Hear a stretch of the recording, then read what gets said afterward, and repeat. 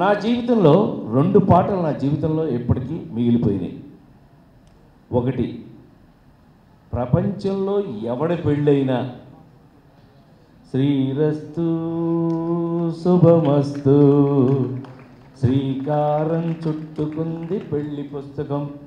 ఎవడి పెళ్ళైతే నాకేంటి, నన్ను పిలవనాడి పెళ్ళికి కూడా నా పాట వేస్తుంటారు.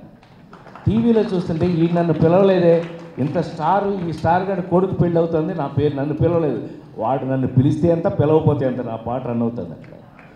రాజేంద్ర ప్రసాద్ ఉన్నారు.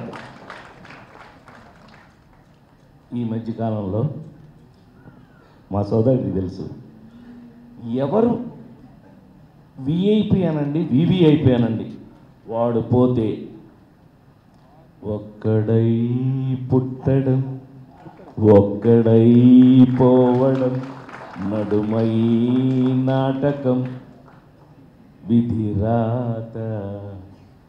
నేను అడిగి వేయలేదు. మొన్న శ్రీదేవి గారు చనిపోతే కూడా ఏంటిది ఒక్కడై అంటే శ్రీదేవి గారికి వేస్తారని, అదంతా ఏం లేదు. ఆవిడ జర్నీ స్టార్ట్ అయింది, ఏదో పెద్ద బస్సులో స్టార్ట్ అయింది, ఈ పాట వేస్తున్నారు. నేను సరదాగా నాకు చనువు ఉండి టీవీ నేను రవి ఏంటయ్యా ఆ పాట అని అన్నా. ఊరుగానయ్యా ఎవరు పోయినా మీ పాటే అన్నాడు.